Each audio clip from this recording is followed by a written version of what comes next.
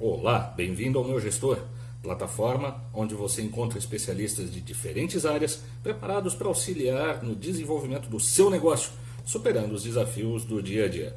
Estou aqui para conversar um pouco com vocês sobre planejamento estratégico focado em vendas. Me chamo André Carvalho, tenho cerca de 20 anos com o apoio a micro e pequenas empresas do comércio e prestação de serviços, executando consultorias, mentorias, palestras e treinamentos. E durante esse tempo consegui unir alguns pontos que gostaria de deixar como dica para você utilizar, aplicar no seu negócio como uma possibilidade de trazer aí resultados rápidos e diferenciar você dentro do mercado. Primeiro, antes dessas dicas, é importante a gente entender um pouquinho onde nós estamos situados. Há não muito tempo atrás, nós tínhamos a seguinte realidade em todo o mundo. Muitas pessoas ávidas por fazerem compras, porém pouca oferta. Ainda não tínhamos um volume tão grande de empresas, tão grande de variedades de serviços como nós temos nos dias atuais. Isso quer dizer, as pessoas precisavam correr atrás de quem fornecia um produto ou serviço, precisavam se colocar à disposição do vendedor, precisavam, acima de tudo, aceitar o que estava disponível. É uma realidade um pouquinho diferente da que nós estamos hoje, não é mesmo? Você, como cliente, você tem essa dificuldade de encontrar o que você quer? Aliás, você precisa, às vezes, sair de casa para obter o que você está buscando. Às vezes, dentro de casa mesmo, a um simples clique de distância, você consegue encontrar diversas soluções. E aí, meu amigo, só tem um jeito de você conseguir estar na cabeça do seu cliente. Você precisa fazer com que, para ele, o seu negócio seja tão importante quanto qualquer outra pessoa do círculo de relacionamento dele. Eu queria que você pensasse comigo na seguinte comparação. Talvez durante a infância ou até mesmo hoje, você ainda tenha o que muitas pessoas costumavam ter em casa como um pequeno brinquedo infantil. Você já jogou dardos? Você tinha um alvo e com pequenas setinhas lançadas manualmente, você tentava acertar no alvo, não é verdade? Bom, pense comigo. Um alvo pequeno, uma distância pequena, uma setinha pequena. E mesmo assim, já dava um trabalhão danado. Agora tem gente que acredita que a única coisa que precisa fazer é aumentar o dardo. Tem gente que acredita que é só sair jogando uma flecha gigante que em algum momento vai acabar acertando o tiro no lugar certo. Como esse joguinho, a situação de vendas é muito similar. Primeiro, você precisa saber onde está o alvo. Imagina se você sair atirando para todos os lados. Talvez você acerte, em alguns momentos, naquilo que você gostaria. Porém, a probabilidade ela é muito remota. E que foco é esse? Bem simples. Qual é o cliente que você quer se dedicar para atender plenamente e de uma maneira diferenciada? Veja bem, nós temos todos os tipos de clientes para diversos tipos de produto. E muitas empresas ainda acreditam que só ter um determinado produto na prateleira é o suficiente para garantir que naturalmente o seu cliente venha, se sujeite ao seu negócio e faça compras. Não dá mais para a gente atuar dessa maneira no mundo que nós estamos aí, meu amigo. A gente precisa identificar primeiro quem é o cliente que nós gostaríamos de atender. Que tipo de necessidade ele tem? Qual a dificuldade que ele tem vivenciado? Este é o seu alvo. André, mas espera aí, se eu naturalmente escolher um tipo de cliente, se eu escolher algumas necessidades de algumas pessoas, eu vou acabar deixando todos os outros de lado, correto? Não é bem assim. Você vai implementar um processo para que pelo menos estes clientes aos quais você se dedicou, eles tenham a certeza de que você é a melhor opção no mercado. Agora, é lógico que com eles, outros, talvez de não tanta aderência, acabem chegando também de uma maneira muito natural. Vamos pensar da seguinte maneira: se o seu negócio é, por exemplo, roupas infantis, é muito possível que você vai despertar o interesse de pais e mães. Mas, junto com ele, podem vir outras pessoas que não necessariamente têm filhos, não necessariamente estão direcionando suas compras para alguém que resida com eles. Eles podem estar pensando num presente para alguém que trabalha com eles, eles podem estar pensando em amigos, colegas com quem eles convivem e que muitas vezes o desejo dessas pessoas é muito pontual e que não se configura aí em uma condição recorrente de busca pelo seu produto ou serviço. Então, vamos lá, temos o nosso alvo. Segunda condição, tem gente que acredita, se o alvo está ali, por que eu vou pegar um dardo desse tamanho se eu posso atirar um machado deste tamanho e ter um efeito garantido? Bom, pensa comigo. O dardo, se você jogar, ele vai grudar no alvo, depois você tira e joga de novo. Se você der uma machadada no alvo, um instrumento que é na verdade um brinquedo, é muito possível que você vai danificar e depois não tem mais jogo. Nessa alusão, a situação de compras é a mesma. Você está insistindo com o seu cliente para fazer uma compra. Você está agressivamente fazendo com que ele feche o negócio com você. Só lembre que não necessariamente ele vai ter o interesse de voltar. Você de repente foi tão brusco que você acabou deixando a relação aí um pouco magoada, um pouco machucada. E assim, quando a gente perde um relacionamento com o cliente, ele naturalmente acaba se vinculando a outro. Naturalmente, ele vai estar dali para frente muito mais interessado no seu concorrente. E a terceira condição do joguinho que eu queria que você prestasse atenção é a seguinte: se o alvo estiver exatamente na sua frente e a 1 ou 2 passos de distância, vai ser difícil de você acertar? Provavelmente não, ou pelo menos vai ser menos difícil do que se você estiver a muitos metros de distância, muito afastado do alvo. O processo com vendas é o mesmo. Quanto mais você se aproximar, quanto mais você estiver perto, quanto mais você estiver alimentando o relacionamento com seu cliente, melhor. André, como é que eu faço isso? Cara, me diz uma coisa. Dos clientes que entraram já na sua loja, dos clientes que compraram um produto seu, das pessoas para quem você prestou um serviço, você conseguiria hoje fazer uma lista de quem nos últimos 6 meses, por exemplo, tem sido recorrente? Aquele cara que veio, voltou de novo, o que numa lista grande de clientes a gente sabe que é uma parcela muito pequena dos que têm essa recorrência assim muito contínua, independente do tipo de serviço, do tipo de negócio. E se esse camarada de repente, depois de vir aí mensalmente ou pelo menos semestralmente na sua loja, desapareceu? O que você tem feito? Como é que você tem mantido esse relacionamento? Você mandou uma mensagenzinha para ele perguntando o que aconteceu? Você tem lembrado do aniversário dos seus clientes? Você tem visto quais são os produtos favoritos deles e tem mandado promoções customizadas? Não adianta só colocar mais na porta: olha, estamos com 20% de desconto em todas as peças para todos os públicos, porque os clientes não estão buscando aquilo que vale para todo mundo. Eles estão buscando aquilo que os atende de uma maneira muito particular. E quando você faz uma promoção para aquele cliente especial, você está demonstrando para ele o quanto que você quer proximidade. E é muito possível que vários desses clientes vão retribuir essa proximidade. Proximidade que pode ser demonstrada de diversas maneiras da nossa parte e de diversas maneiras pelo cliente. Você, por exemplo, tem hoje canais nas mídias sociais? O seu cliente tem frequentado esses espaços? Ele tem comentado e compartilhado as suas postagens? Tem indicado produtos e serviços para amigos, parentes, colegas? Você tem recebido pessoas na loja que sinalizaram: olha, estou aqui porque meu primo, meu tio, meu amigo, meu colega me disse que aqui eu tenho um bom ambiente para resolver o meu problema? Se isso não está acontecendo, aí começam as nossas dicas. Primeiro de tudo, anote e anote mais ainda. Sim, as dicas que eu estou te dando, mas também anote tudo o que os seus clientes estão fazendo. Controle é fundamental.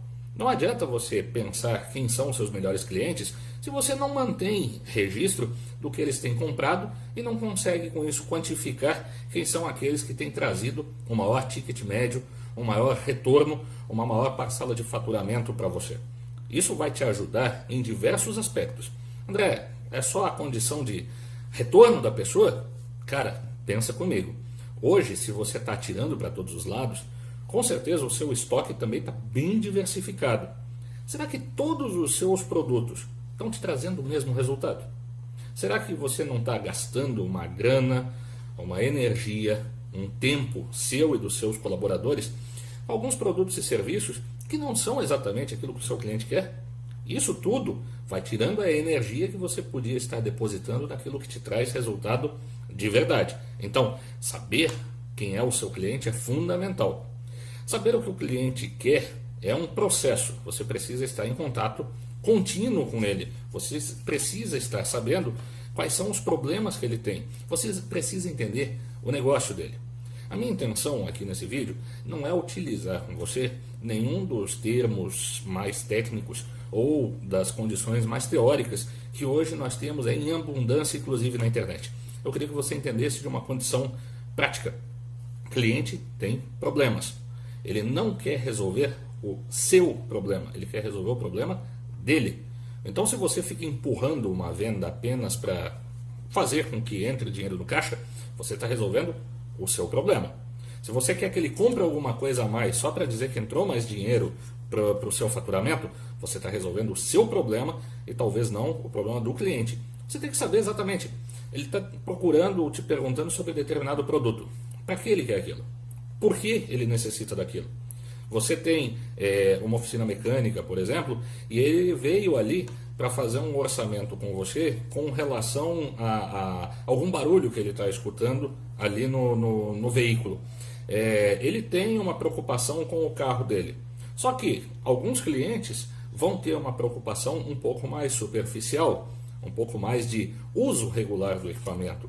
Outros clientes vão ter uma paixão total pelo carro.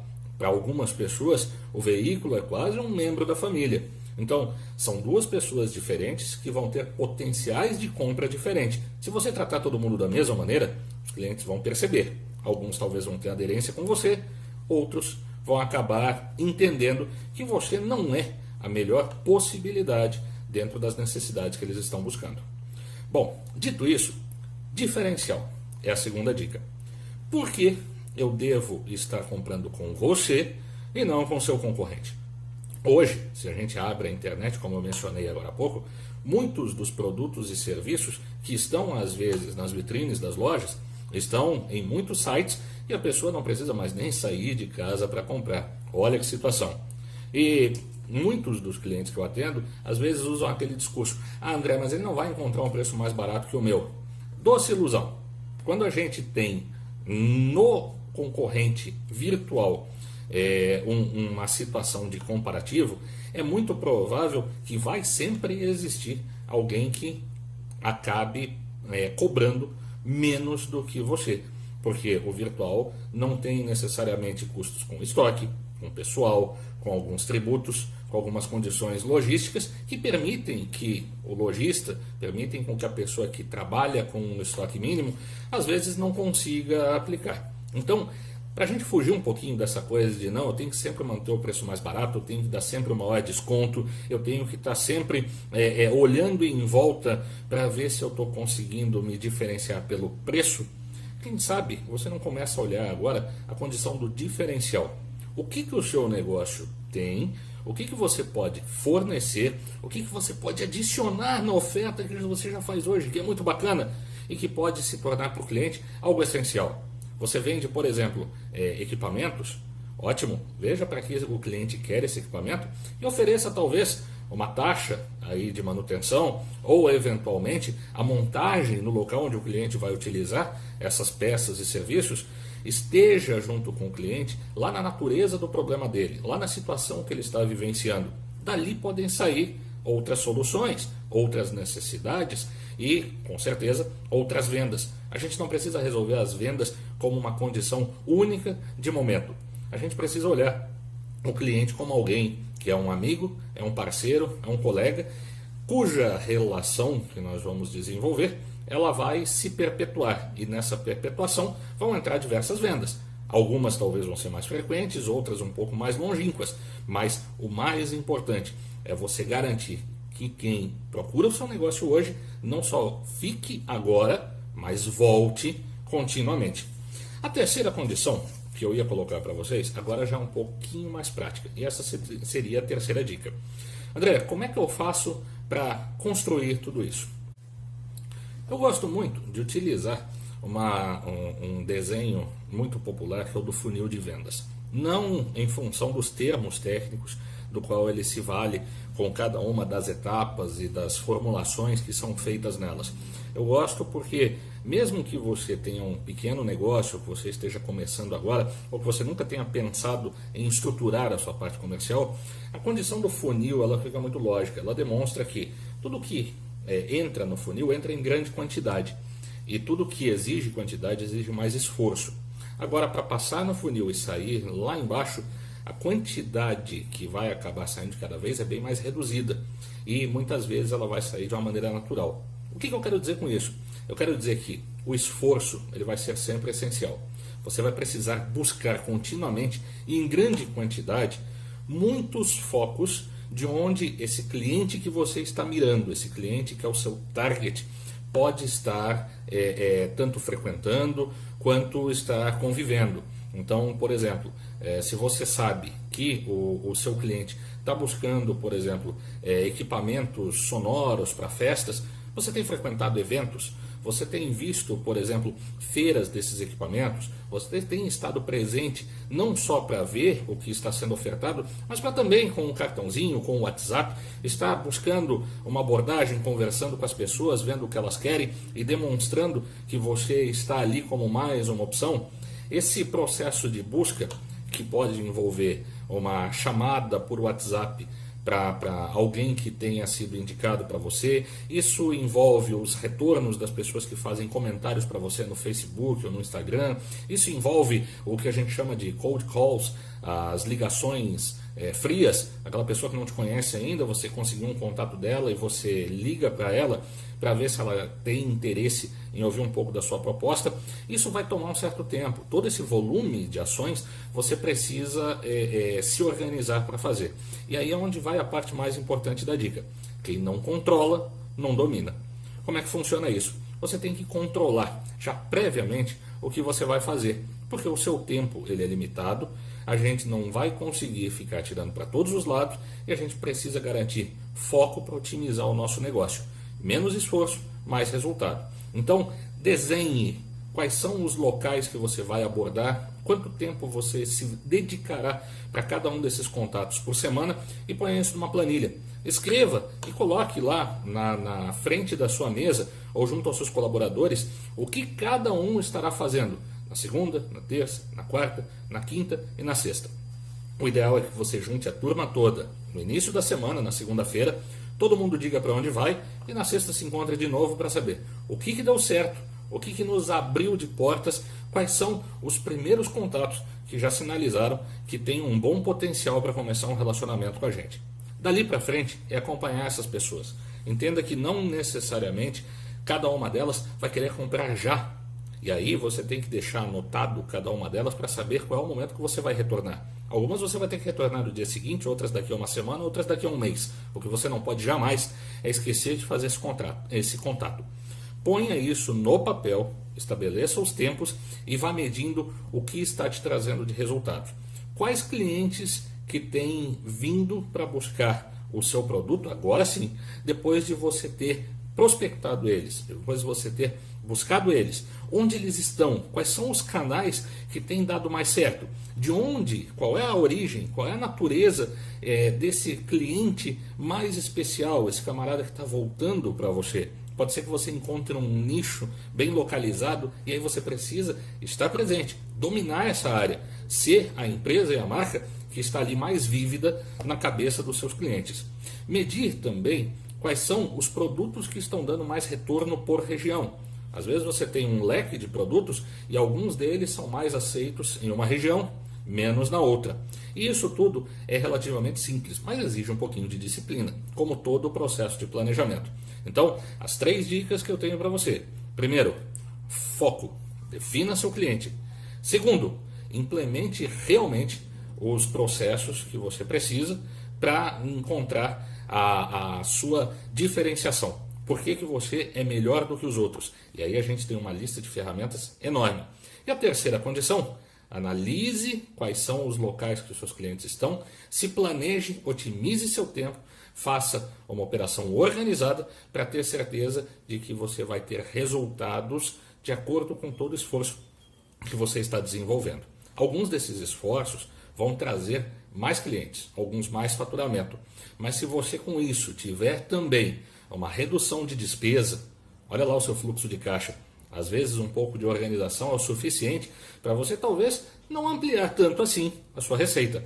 Mas se conseguir diminuir a despesa, o nível de estoque e toda a dor de cabeça que você pode ter em função de uma inadimplência ou em função de uma negociação e renegociação com seus distribuidores, já deve compensar bastante o esforço desse planejamento.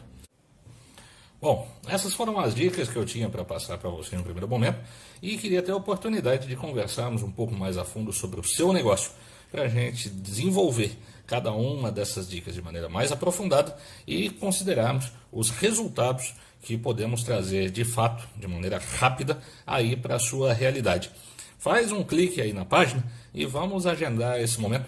Vai ser um prazer te conhecer e nós podemos atuar juntos em prol aí do seu mercado. Me despeço por aqui, te deixo o desejo de muito sucesso e um grande abraço, esperando aí brevemente que nós possamos nos encontrar e conversar um pouquinho mais. Valeu, até a próxima!